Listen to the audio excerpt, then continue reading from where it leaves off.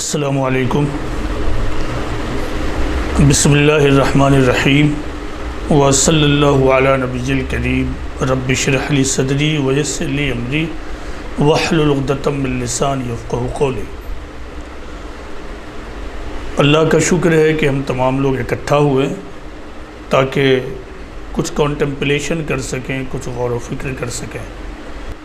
مجھے بتایا گیا ہے کہ میں اس موضوع پر بولوں how to deal with the problems of life, یعنی زندگی کے مسائل کو ہم لوگ کیسے ڈیل کریں۔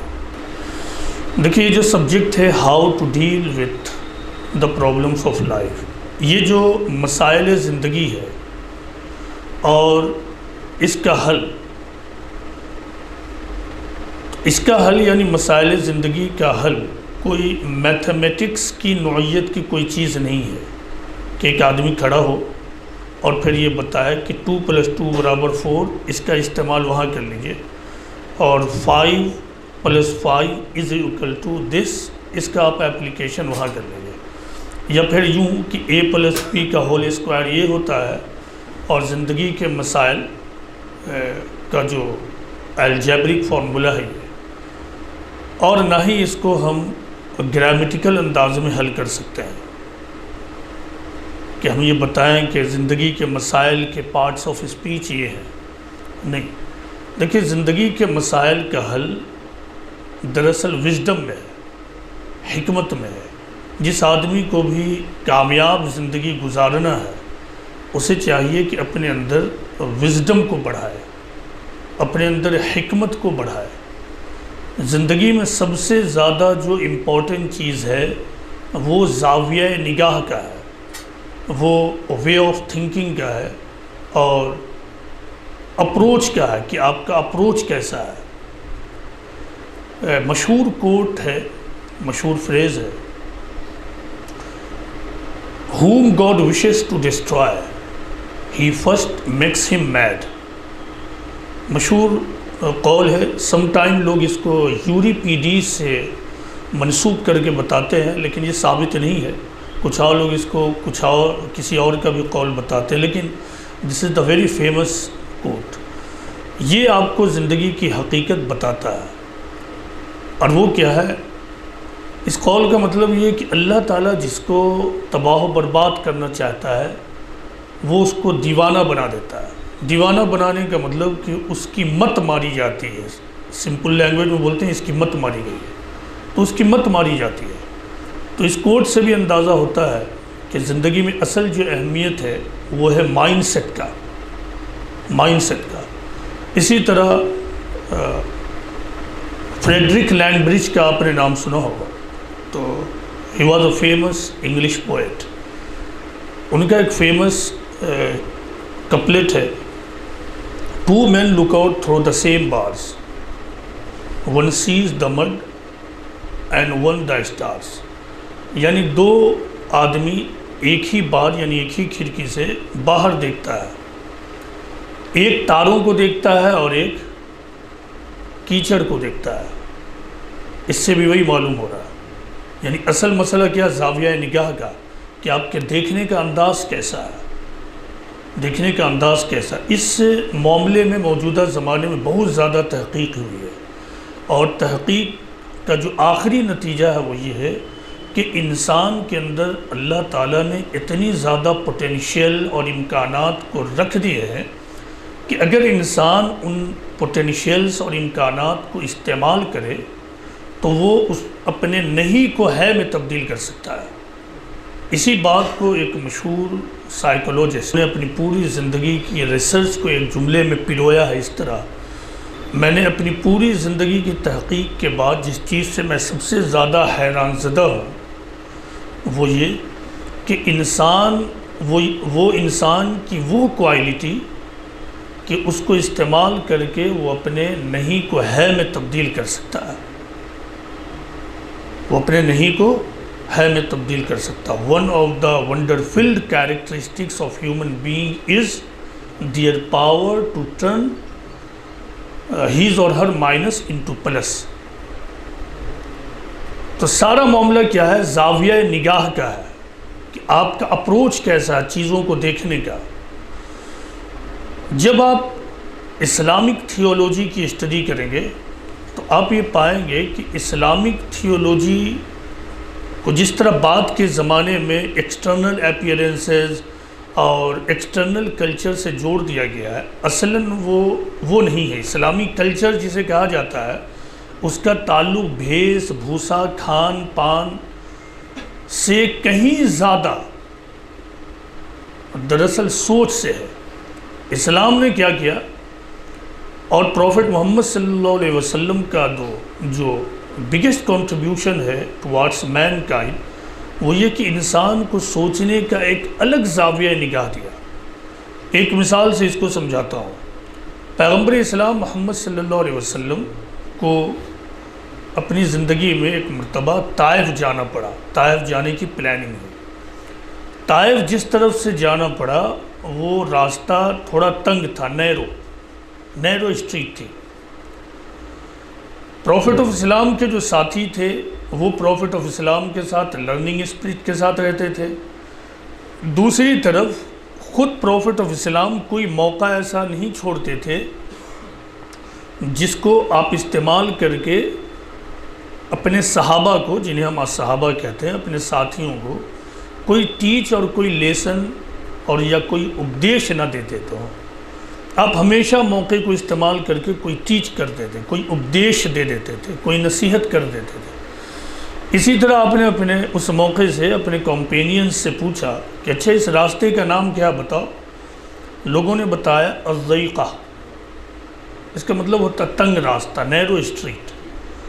پروفٹ آف اسلام نے کہا کہ نہیں، الضیقہ نہیں کہو بلکہ کہو ایسری، یعنی آسان راستہ۔ تو لوگوں نے اس کو تنگ راستہ اس لیے کہا کہ عام طور سے جب آدمی چلتا ہے آرمی کو چھوڑ کر، جب آرمی ڈیوٹی میں ہوتے ہیں تو آپ دیکھیں گے کہ جب وہ نکلیں کہیں سے تو یعنی ایک آدمی کے پیچھے دوسرا، دوسرے آدمی کے پیچھے تیسرا، بالکل کیو میں آگے بڑھتے جاتا ہے۔ تو آدمی اس طرح سے گزرے تو وہ نیرو سے نیرو راستے سے گزر جائے گا، لیکن عام طور سے جب لوگ جاتے ہیں تو ایک ہجوم بنا کر، تو ظاہر اس دروازے کے پاس پہنچیں گے تو پھنس جائیں گے۔ تو وہی صورتحال تھی۔ پروفٹ آف اسلام نے کہا کہ تم کیوں میں لگ جاؤ اور دیکھو آسانی سے نکل جاؤ گے، اور اس کو ایسری کہو، آسان راستہ۔ اب غور کیجئے کہ پروفٹ آف اسلام کے اس راستے کو ایسری کہنے سے وہ ایسری نہیں ہو گیا، یعنی آسان راستہ نہیں ہو گیا۔ ہوا کیا، لوگوں کو ایک اپروچ ملا، سوچنے کا ایک ڈھنگ ملا، ان کو آپ نے ایک زاویہ نگاہ دے دیا، اور وہ کیا کہ تمہیں ہر سچویشن میں انفیکٹ پازیٹیو رہنا ہے، تمہیں نگیٹو صورتحال میں بھی پازیٹیو ایسپیکٹ کو تلاش کر لینا ہے، منفی صورتحال میں بھی تم کو اپنے آپ کو مثبت رہنا ہے۔ دیکھیے زندگی میں جس چیز کو میں نے ابھی کہا اپروچ، زاویہ نگاہ، تو یہ زاویہ نگاہ انفیکٹ دو طرح کے ہوتے ہیں۔ ایک کو آپ کہہ سکتے ہیں پازیٹیو وے آف تھنکنگ اور پازیٹیو تھنکنگ، اور دوسرا زاویہ نگاہ ہے نگیٹو تھنکنگ۔ اور جب یہی دو تھاٹس ایکشنز میں بدلتے ہیں تو نتیجے کے طور پر ٹو ویز آف اپروچ ملتے ہیں، ٹو ویز آف ایکشنز ملتے ہیں، اور one way is called violentful action اور another way is called peaceful action. ہر صورتحال میں شاید آپ کی زندگی میں 0.1% ایسا موقع ہوگا کہ آپ مجبور ہوں کہ آپ کو تھوڑا وائلنٹفل اسٹیپ لینا پڑے یا نگیٹو اسٹیپ ہی کے ساتھ آگے بڑھنا پڑے، ورنہ مور دین 99% مواقع ایسے ہوں گے جبکہ آپ کے پاس یہ چانسز ہوں گے کہ آپ either you will go with peaceful way اور وائلنٹفل way۔ تو یہی دو ویز ہیں۔ اب یہ آپ کے اوپر ہے، آپ چن لیجئے کہ آپ کو پازیٹیو تھنکر بننا ہے یا نگیٹو تھنکر۔ قرآن و حدیث، ہیومن ہسٹری، ہیومن ایکسپیرینسز یہ بتاتے ہیں کہ اس دنیا میں تمام کامیابی انفیکٹ پازیٹیو تھنکرز کے لیے ہے، اور تمام ناکامیاں اور فیلئر دراصل نگیٹو تھنکرز کے لیے۔ اب آپ کے پاس راستہ ہے۔ آپ نے تاریخ میں پڑھا ہوگا اور سنا ہوگا، اکثر اپنے مقررین سے سنا ہوگا، آپ جانتے ہوں گے چونکہ آپ آپ تمام لوگ ویل ورسڈ اور ویل لرنڈ معلوم ہو رہے ہیں کہ پروفٹ آف اسلام کی نبوی زندگی 23 سال ہے۔ اس 23 سال میں آپ نے جو کامیابی حاصل کی وہ اپنے آپ میں حیرت انگیز کامیابی ہے، انتہائی کم مدت میں اعلیٰ ترین کامیابی، ایگزمپلری سکسیس۔ اس کی مثال نہ اس کے پہلے ملتی ہے نہ اس کے بعد ملتی ہے۔ اس میں کوئی شبہ نہیں ہے کہ آپ کے ساتھ اللہ کی خصوصی نصرت شامل حال تھی، لیکن اس کا مطلب یہ بھی نہیں ہے کہ انسانیت کے لیے یہ آپشن موجود نہیں۔ اگر یہ آپشن موجود نہ ہوتا تو پھر اللہ تعالیٰ پیغمبر اسلام محمد صلی اللہ علیہ وسلم کو اور آپ کی زندگی کو تمام انسانیت کے لیے، بالخصوص مسلمانوں کے لیے اسوہ حسنہ کے طور پر پیش نہیں کرتے۔ اللہ تعالیٰ نے کہا ہے کہ پیغمبر اسلام، پیغمبر محمد صلی اللہ علیہ وسلم کی زندگی میں دیکھو مسلمانوں تمہارے لیے بہترین نمونہ ہے۔ تو یہ نمونہ کیا؟ کس چیز کا نمونہ؟ کیا یہ نمونہ صرف کرتا پیجامہ، شیروانی، صدری، ٹوپی، اس سے آگے بڑھ کر مسواک، داڑھی اور انہی سب چیزوں کا نمونہ ہے، یا اس کے علاوہ بھی کوئی چیز ہے؟ اس کے علاوہ بھی کوئی چیز ہے۔ بعض کے زمانے میں ہوا یہ کہ ہم نے ظواہر پر تو خوب زور دیا، رسول کے ظواہر پر، ظاہری حلیے پر اور اس طرح کی چیزوں پر خوب زور دیا، لیکن پیغمبر کی حکمت کو ہم نے فراموش کر دیا۔ یعنی وہ چیز جسے ہم پیغمبرانہ حکمت کہتے ہیں، پروفیٹک وزڈم، اس کو سرے سے فراموش کر دیا، جس کو لے کر، جس کو اپیوگ ملا کر پروفٹ آف اسلام نے ایک دنیا میں کامیابی حاصل کی۔ ذرا آپ امیجن کیجئے مکہ کی صورتحال کا، اس کا 0.1% بھی انڈیا میں صورتحال نگیٹو نہیں ہے۔ امیجن کیجئے مکہ کی صورتحال کا، اس صورتحال میں پروفٹ آف اسلام اور آپ کے کمپینینز نے کیسے سروائیو کیا، اور پھر 13 سال تک وہاں کام کرتے رہے، پھر مدینہ میں چلے جانا، پھر وہاں کام کو کنٹینیو کرتے رہنا۔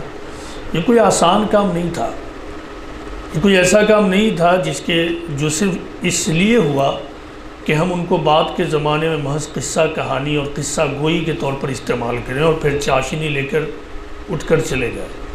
پیغمبر اسلام کو اللہ تعالیٰ نے تمام انسانیت کے لیے بہترین نمونے کے طور پر بھیجا۔ ہمیں چاہیے کہ ہم پیغمبرانہ حکمت کو معلوم کریں۔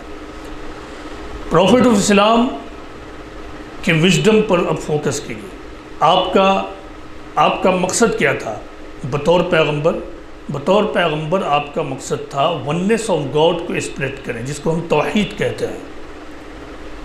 آپ کی بعثت اسی بڑے مقصد کو پھیلانے کے لیے ہوا، لیکن جب آپ کی بعثت ہوئی تو مکہ میں صورتحال اس کے بالکل اپوزٹ تھی۔ آپ اپنے اس پرپس کے تحت کام نہیں کر سکتے تھے ڈائریکٹلی۔ اب تو ایک ہی آپشن تھا، یا تو اس پرپس کو لے کے آدمی بڑھے اور پھر یہ اعلان کرے واٹ ایور میں happen I will forward with this, اور دوسرا ہے کہ یہ ہے کہ کوئی آدمی دوسرا طریقہ اپنائے تاکہ زندگی کا سفر اور مشن کی تاریخ بھی آگے بڑھے، اور پھر یہ کام جو ابھی ہم ڈائریکٹلی نہیں کر پا رہے ہیں مستقبل میں ہم اس کو زیادہ ایفیکٹو انداز میں کر سکیں۔ تو پروفٹ آف اسلام کی اس میتھڈولوجی سے ایک جو طریقہ معلوم ہوتا ہے وہ کیا ہے؟ اسٹیٹس کو ایکسیپٹ کر لینا۔ First rule how to deal with the problems of life is accept the status quo, یعنی حالت موجودہ کو ایکسیپٹ کر لینا۔ اسٹیٹس کو کا مطلب حالت موجودہ کو ایکسیپٹ کر لینا، پرابلمس کو اگنور کر دینا اور مواقع اور اپرچونیٹیز کو استعمال کرتے ہوئے اپنی زندگی کے سفر کو آگے بڑھانا۔ کامیاب زندگی کا ایک دوسرا فلسفہ یہ ہے کہ ہر حال میں آدمی اپنے آپ کو ٹکراؤ سے بچائے۔ یہ ٹکراؤ فیملی لائف میں بھی پیدا ہوتا ہے، چھوٹے سے محلے میں بھی پیدا ہوگا، خواہ آپ ہم مذہب کے محلے میں رہیے، وطن میں بھی پیدا ہوگا، ملکی سطح پہ بھی پیدا ہوگا، ہر لیول پہ۔ پروفیٹک وزڈم یہ ہے کہ آپ اپنے آپ کو کنفرنٹیشن سے بچا لیجیے۔ لہٰذا قرآن میں الگ الگ انداز میں ایک سے زیادہ بار یہ کہا گیا ہے کہ وَأَعْرِضْ عَنِ الْجَاهِلِينَ، وَأَعْرِضْ عَنِ الْجَاهِلِينَ، یعنی نادانوں سے اعراض کرو، اوائڈنس کرو، ڈونٹ کنفرنٹ ود دیم، ان سے ٹکراؤ کا طریقہ اختیار مت کرو، اعراض کرو، نظر انداز کرو، اپنے زندگی کے سفر کو آگے بڑھاؤ۔ کیوں؟ وہ اس وجہ سے کہ اس دنیا کی تخلیق اللہ تعالیٰ نے ایک خاص ڈھنگ سے کی ہے، وہ ڈھنگ میں آگے بتاؤں گا کہ وہ ڈھنگ کیا ہے۔ تو دوسرا رول آپ کو کیا معلوم ہوا کہ ہمیشہ اپنے آپ کو کنفرنٹیشن سے بچائیے۔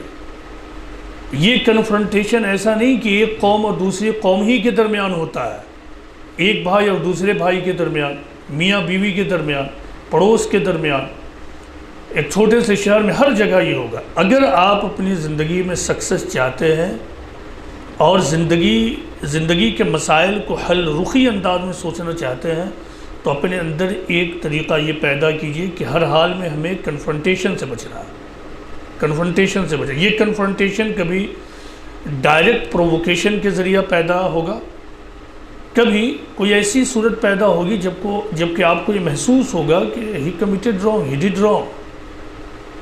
اب اس کو رانگ ثابت کرنے کے چکر میں آپ پڑ جاتے ہیں، لیکن اللہ تعالیٰ کیا کہتا ہے کہ ایسے ہر موقع پہ الا تحبون ان یغفر اللہ لکم، کیا تم یہ نہیں چاہتے ہو کہ اللہ تعالیٰ تمہارے گناہوں کو معاف کر دے؟ اس کا مطلب کیا ہے کہ ایسے موقع پہ ایک پازیٹیو انداز سوچنے کا یہ ہے کہ ٹھیک ہے، تمہاری شان میں تمہارے کسی پروسیس کے درمیان کسی دوسرے کی طرف سے کچھ غلطی ہو گئی ہے، لیکن ہر آدمی سے غلطی ہوتی ہے۔ تم اس وقت یہ سوچ لو کہ ہم سے بھی غلطی ہوتی، چلو اس کو نظر انداز کرو۔ اور اس میں بونس پوائنٹ یہ ہے اللہ تعالیٰ کی طرف سے کہ کیا تم نہیں چاہتے ہو کہ اللہ تمہاری غلطیوں کو، گناہوں کو معاف کر دے؟ یہ سوچنا۔ پیغمبر اسلام محمد صلی اللہ علیہ وسلم کو جو زندگی میں کامیابی ملی ہے محض 23 سال کی مدت میں، اس کے پیچھے سب سے بڑا ہاتھ ہے آپ کا پیسفل اپروچ، آپ کا پازیٹیو اپروچ۔ آپ نے ہر حال میں پیسفل طریقے کو اڈاپٹ کرنا چاہا۔ آپ سیرت میں جہاں کہیں بھی یہ دیکھ رہے ہیں کہ پروفٹ آف اسلام جیسے مدنی زندگی میں آپ وار لائک سچویشن میں ہوئے اور آپ جنگ کے میدان میں بھی دکھ گئے، تو یہ اس وقت جب کہ آپ کے پاس کوئی سیکنڈ آپشن بچا ہی نہیں، جبکہ فریق ثانی نے آپ کو اتنا زیادہ ڈھکیل دیا کہ اب پیچھے جانے کی کوئی صورت نہیں بچی تھی، اور اب آپ نے صرف اللہ کے حکم سے ڈیفنس موڈ میں جا کر ان سے اسی لیے وہ کام کر لیا، ٹکراؤ کر لیا کہ اس صورت کو ختم کرے۔ لہذا قرآن میں اس سلسلے میں جو آیت آئی ہے کہ فتنے کو ختم کر دو، یعنی اب معاملہ نہیں بن رہا تو فتنے کو ختم کرو تاکہ دین سب کا سب اللہ کا ہو جائے۔ دین سب کا سب اللہ کا ہو جائے کا مطلب یہ ہے کہ پرسیکیوشن کی جو فضا قائم ہو گئی وہ ختم ہو جائے، فریڈم کا ماحول آئے، ہر آدمی آزاد ہو جائے اور وہ آزادی سے اپنے زندگی کے سفر کو آگے بڑھائے۔ تو وہ زمانہ اور یہ زمانہ، اس زمانے میں ریلیجس پرسیکیوشن تھا، سماجی سطح پہ، سوشل لیول پہ، اسٹیٹ لیول پہ۔ اس زمانے میں پروفٹ آف اسلام نے پیس کے طریقے کو اڈاپٹ کیا۔ آج تو ہم ایج آف فریڈم میں جی رہے ہیں، age of freedom, age of democracy, age of secularism. وہ ٹھیک ہے، پارٹیاں اٹھتی ہیں، گروپ اٹھتے ہیں اور وہ یہ کہتے پھریں گے کہ ڈیموکریسی خطرے میں ہے تو سیکولرزم خطرے میں ہے تو ملک کا آئین خطرے، یہ سب ہوتا رہے گا۔ لیکن دنیا ایک ایسے موڑ پر پہنچ چکی ہے جہاں کوئی بڑی سے بڑی طاقت بھی انڈیویجول فریڈم کو ختم نہیں کر سکتی ہے۔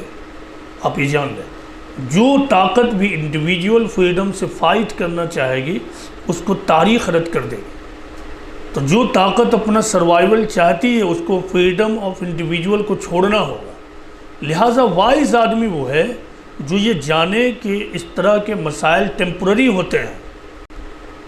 ایسے ہی سچویشن کے لیے قرآن میں آیا ہے کہ فَإِنَّ مَعَ الْعُسْرِ يُسْرًا إِنَّ مَعَ الْعُسْرِ يُسْرًا، یعنی پس مشکل کے ساتھ آسانی ہے، مشکل کے ساتھ آسانی ہے، مطلب کہ مشکلات کو اگنور کرو اور آسانی کو اویل کرو۔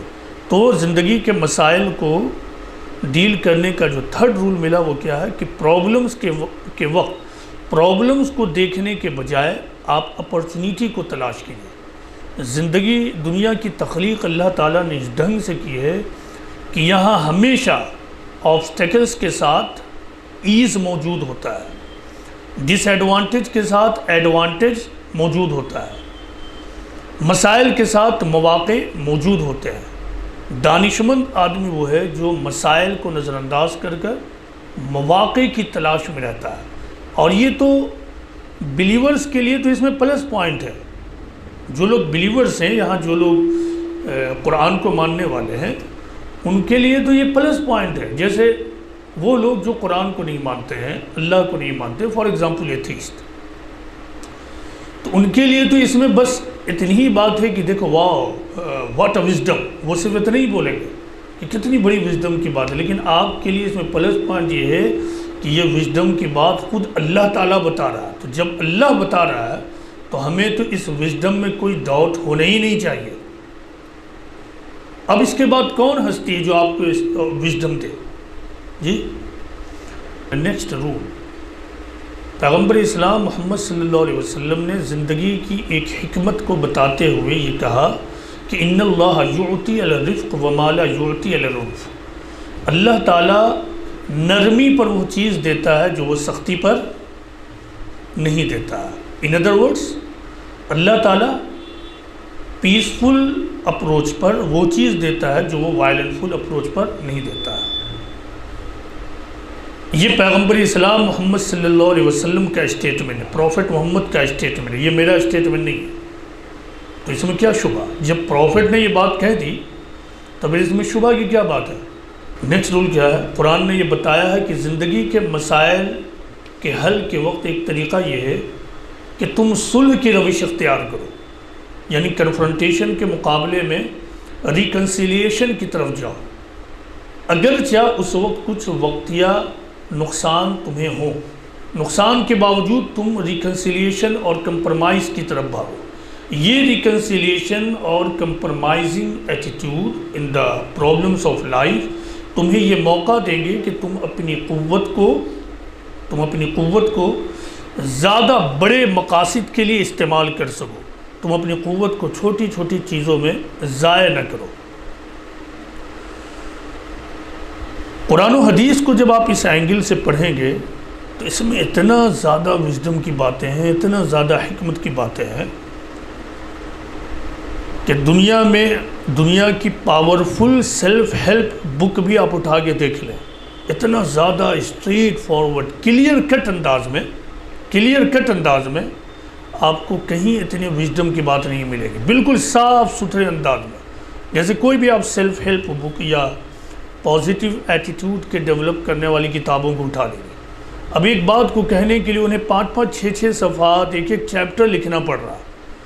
پروفٹ آئے ایک جملے میں وہ بات کہہ کر چلے گا، قرآن نے ایک ورس میں اس مسئلے کو حل کر دیا۔ اب آپ سوچتے رہیے، اس کو لیجئے، استعمال کیجئے۔ اور جب آپ سیلف ہیلپ بک اٹھا کر پڑھتے ہیں تو آپ گھوم رہے ہیں، اچھا وہ فائنلی پوائنٹ کیا ہے، اب یہ کہا کیا جا رہا۔ یہاں تک کہ چیپٹر ختم ہے اور کئی دفعہ معلوم ہوتا ہے کہ سمجھ میں نہیں آ رہا، شروع میں جو فارمولہ بتایا گیا وہ فارمولہ اب جو یہاں ایکسپلانیشن میں سیٹ نہیں ہو پا رہا۔ یہ اکثر آپ کو فیل ہوگا، میں نے بہت ساری سیلف ہیلپ بک پڑھی اور پڑھتا رہتا ہوں۔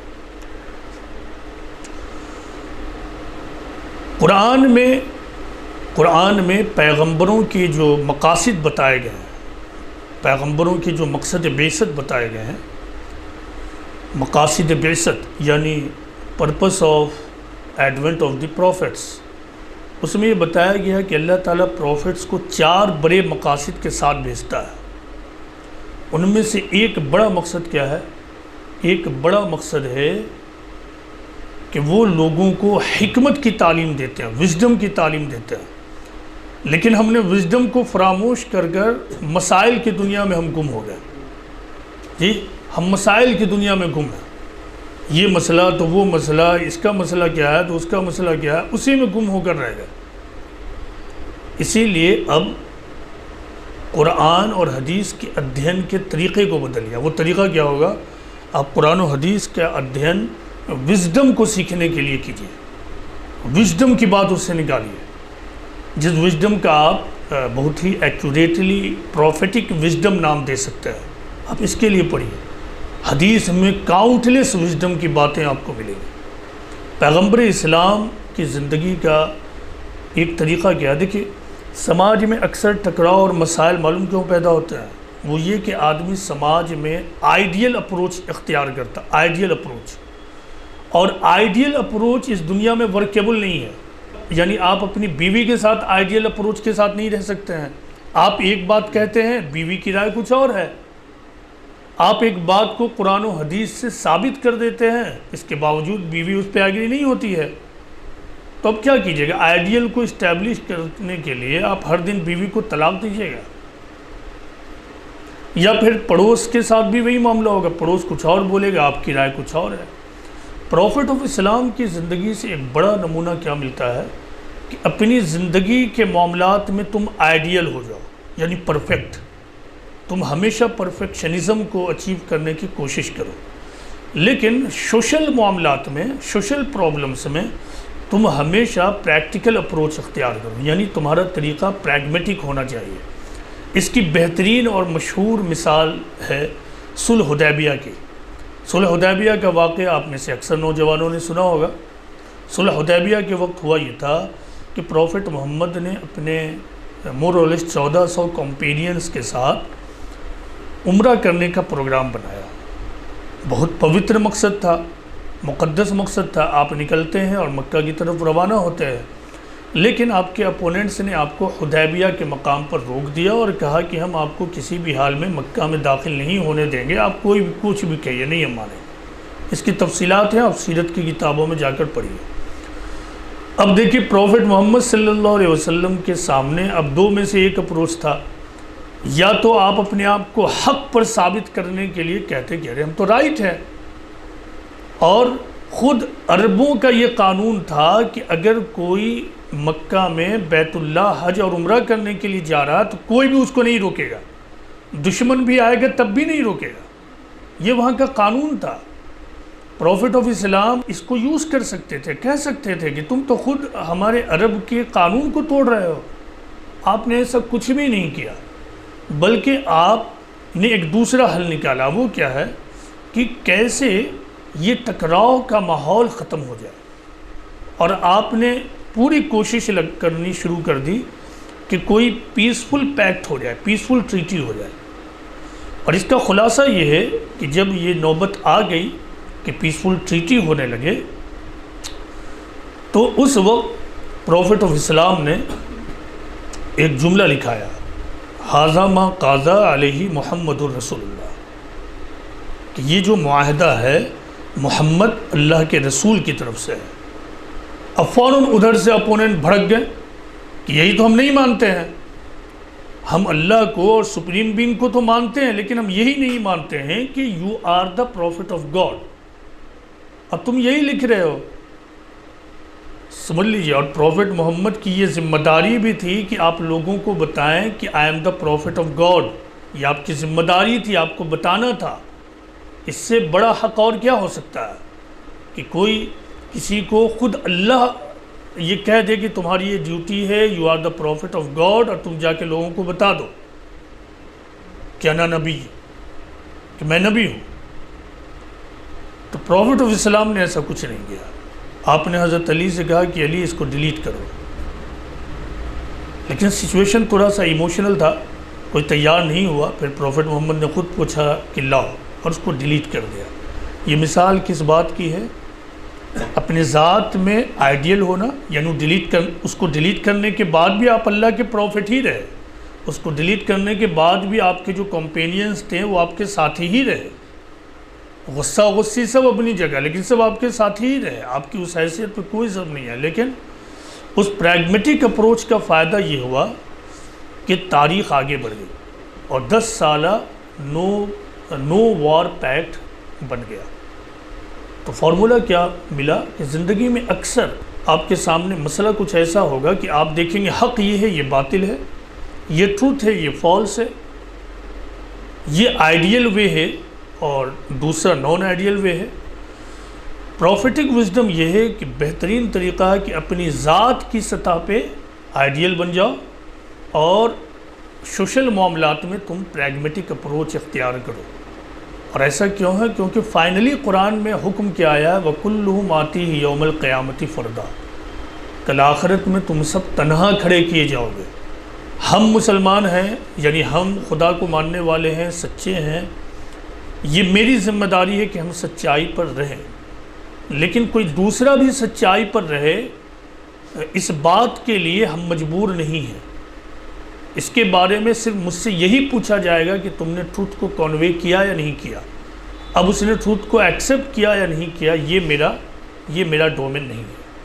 تو زندگی کا ایک فلسفہ کیا ہے کہ اپنی ذات کے معاملے میں آئیڈیل اور سوشل ایشوز میں پریگمیٹک اپروچ کو اختیار کرنا۔ پیغمبر اسلام محمد صلی اللہ علیہ وسلم نے جو ریولوشن برپا کیا، اس میں ایک طریقہ یہ تھا کہ ریڈیکلزم کے مقابلے میں گریجولزم کو اختیار کرنا۔ نیکسٹ رول ریڈیکلزم کیا ہے کہ اسٹیٹس کو سے ٹکرا کر انقلابی طریقہ اختیار کرنا، نہیں بس ابھی کریں گے، ابھی یہ کام کرنا ہے، ابھی مجھے حاصل کرنا، ابھی یہ ہو کے رکھنا ہے، دس از کالڈ ریڈیکل وے۔ اور دوسرا کیا ہے گریجول وے، اچھا ابھی نہیں ہو رہا، ہم محنت کرتے ہیں، دھیرے دھیرے اس کے لیے ماحول ڈیولپ کرتے ہیں، چند لوگوں کو اور اپنے فیور میں لیتے ہیں، اور اس طرح دھیرے دھیرے ہم وہاں پہنچ جائیں جہاں ریڈیکل طریقہ اختیار کرنے کی صورت میں اس کے حاصل کرنے کا امکان سرے سے ختم ہے۔ تو ریڈیکل طریقے میں ہو سکتا ہے کبھی آدمی کو سکسیز میں مل جاتا ہے، لیکن موسٹ آف دی ٹائم اس میں فیلیور، اور اگر سکسیز ملا بھی تو سکسیز کے ساتھ ڈسٹرکشن اور تباہی بھی ساتھ آتی ہے۔ لیکن جب آدمی گریجول پروسیس کو اپناتا ہے تو اس پروسیس میں ہمیشہ کامیابی کی تو ضمانت ہے، اور کامیابی کے ساتھ تعمیر اور ترقی بھی ساتھ آتی ہے۔ تو زندگی کے مسائل کو حل کرنے کے لیے آپ کو وزڈم کی ضرورت ہے، کسی فارمولے کی ضرورت نہیں۔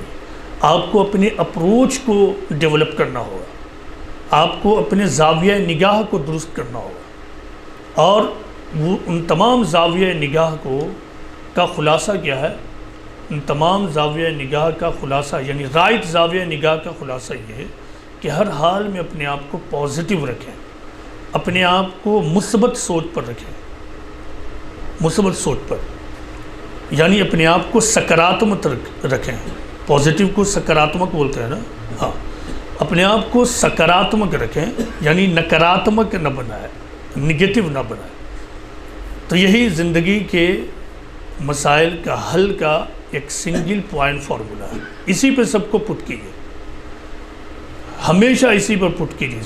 زندگی کے مسائل کے حل کے لیے آخری بات اور سمجھاتا چلوں، اور وہ یہ ہے کہ ہمیشہ یہ گریجولزم ہی سے بات نکلتی ہے کہ زندگی میں اکثر بہترین طریقہ کیا؟ ویٹ اینڈ واچ کی پالیسی، کبھی بھی جلد بازی کا طریقہ اختیار نہ کرنا۔ مشہور مقولہ ہے، ہمارے گاؤں دیہات میں بھی بولا جاتا ہے کہ جلدی کا کام شیطان کا۔ جی، اب چونکہ اتنی بڑی بڑی کتابیں مارکیٹ میں آ گئی ہے تو کہ اس طرح کے مقولہ کو ہم بہت ہلکے میں لیتے ہیں کہ ارے یہ کوئی بات تھوڑے، اب دیکھتے ہیں تو تھوڑا اور رسل کی کتاب میں کوئی بڑا فارمولہ ملے گا۔ یہ بہت بڑا فارمولہ ہے، جلدی کا کام شیطان کا۔ تو کبھی بھی جلد بازی مت کیجیے، گریجولزم کے طریقے کو اختیار کیجیے، پازیٹیو رہیے، آپ زندگی میں ضرور کامیاب ہوں گے۔ دنیا کی کوئی طاقت آپ کو ناکام نہیں ہونے دے گی۔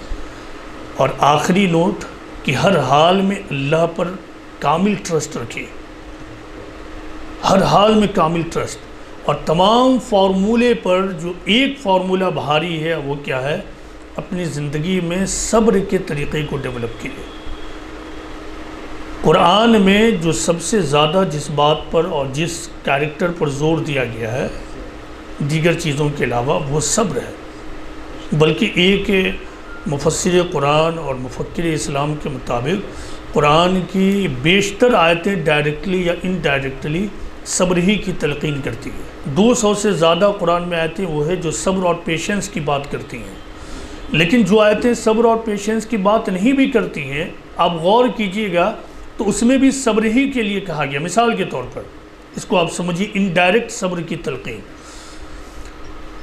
سیرت کے واقعات میں ایک واقعہ وہ ہے جسے واقعہ افک کہتے ہیں، اسٹوری آف سلینڈر۔ تو اسٹوری آف سلینڈر یہ ہے کہ ان شارٹ ہے کہ مدینہ کے شیطان قسم کے اور کمینے خصلت کے لوگوں نے حضرت عائشہ رضی اللہ عنہ کے بارے میں نگیٹو باتیں پھیلا دی، آپ کی کیریکٹر پر الزام لگا دیا۔ اب جو لوگ اس سے متاثر ہوئے تھے، ابو بکر حضرت عائشہ کے والد، پروفٹ آف اسلام حضرت عائشہ رضی اللہ عنہ کے ہسبینڈ، یہ تمام لوگ متاثر ہوئے تھے۔ جن لوگوں نے پروپیگنڈا کیا تھا اس میں ایک آدمی تھا مستہ ابو بکر صدیق رضی اللہ عنہ کا دور کا ریلیٹیو، اور وہ غریب پور، اس وجہ سے ابو بکر صدیق رضی اللہ عنہ اس کی مالی مدد کیا کرتے تھے۔ اب جس کی معصوم بیٹی پہ اتنا بڑا کوئی الزام لگا دے، وہ باپ نیچرلی کیا کرے گا؟ قسم کھا لے گا کہ میں اس کی مدد نہیں کروں گا، کچھ بھی ہو جائے۔ یہ واقعہ اتنا زبردست ہے کہ میں اس کو اکثر کوٹ کرتا ہوں، اکثر۔ اب دیکھیے اللہ تعالیٰ نے کہا، جب حضرت ابو بکر نے قسم کھا لیا کہ اب میں کوئی فائنانشیل ہیلپ نہیں کروں گا، تو فوراً وحی آ گئی کہ وَلَا يَأْتَلِ الْفَضْلِ مِنْكُمْ وَالسَّعَةِ أَن يُؤْتُوا لِلْقُرْبَى وَالْمَسَاكِينَ وَالْمُهَاجِرِينَ فِي سَبِيلِ اللَّهِ وَلْيَعْفُوا وَلْيَصْفَحُوا وَلَا تُحِبُّونَ أَن يَغْفِرَ اللَّهُ لَكُمْ وَاللَّهُ غَفُورٌ رَحِيمٌ، کہ تم میں جو صاحب فضل ہیں، ویل ٹو ڈو ہیں، خوشحال ہیں، رچ ہیں، تو ان کو نہیں چاہیے کہ وہ یہ قسم کھائیں کہ وہ اپنے رشتہ داروں کی مدد، ضرورت مندوں کی مدد، اور دین کے لیے جو لوگ مائیگریٹ ہوتے ہیں، ہجرت کرتے ہیں، ان کی مدد نہیں کریں گے، بلکہ ان کو چاہیے کہ نظر انداز کریں اور معاف کر دیں۔ اب غور کیجئے کہ یہاں کہیں بھی صبر کا لفظ ہے۔ کوئی آدمی کیسے اپنے آپ کو اس بات پر راضی کر سکے گا کہ وہ اتنے بڑے مجرم کی مالی معاونت کرے؟ وہ اسی وقت جب کہ وہ حالات سے سمجھوتا کرتے ہوئے صبر کر لے اور اللہ کے وعدے پر یقین کرتے ہوئے وہ صبر کرتے ہوئے اس کی مالی معاونت کرے گا۔ تو یہ ہے انڈائریکٹ صبر کی تلقین۔ تو یہی معاملہ پورے قرآن کا۔ اپنی زندگی میں صبر کے دامن کو پکڑ لیجئے۔ قرآن میں بار بار دو چیزوں کا حکم دیا گیا کہ نماز اور صبر کے ذریعہ اللہ سے مدد چاہو، اور ایک مقام پر دیکھیے یہ کہا گیا کہ یا ایھا الذین آمنوا استعینوا بالصبر والصلاۃ، کہ صبر اور صلاۃ کے ذریعہ، نماز کے ذریعہ اللہ سے مدد چاہو، اور آگے ہے ان اللہ مع الصابرین، اللہ صبر کرنے والوں کے ساتھ۔ یہ نہیں کہا کہ ان اللہ مع الصلاۃ، یعنی اللہ نماز پڑھنے والوں کے ساتھ ہے۔ تو یہ تو انڈرسٹوڈ ہے، نماز فرض ہے، نماز پڑھنے سے اللہ کا قرب حاصل ہوتا ہے، لیکن کہا کیا؟ اللہ صبر کرنے والوں کے ساتھ ہے۔ تو صبر کا مطلب ہے مشکل ترین حالات میں بھی جم جانا، حالات کا پوری طرح سے انالیسس کرنا، اس کے پروز اینڈ کونز، فیوریبل اور انفیوریبل سچویشن کا جائزہ لینا، اور خوب سوچ سمجھ کر اپنے اسٹیپ کو آگے بڑھانا۔ دس از کالڈ پیشنس۔ تو زندگی کے سفر میں صبر کے دامن کو پوری طرح پکڑ لیجئے۔ صبر سے بڑی طاقت اور زندگی کو کامیاب بنانے کا فارمولہ کوئی بھی نہیں ہے۔ تو اللہ سے یہ دعا ہے کہ اللہ تعالی ہم سب کو وائز بنائے، وژڈم کی باتیں سیکھنے والا جو کنٹینر ہے ہمارے اندر ڈیولپ ہو جائے، چونکہ بغیر کنٹینر کے کوئی چیز ریسیو نہیں ہوگا۔ تو یہ دعا بھی کیجئے کہ یا اللہ ہمارے اندر یہ صلاحیت پیدا ہو کہ ہم وژڈم کی باتوں کو ریسیو کر سکیں اور اس کو اپنی لائف میں اپلائی کر سکیں۔ وما علینا الا البلاغ المبین۔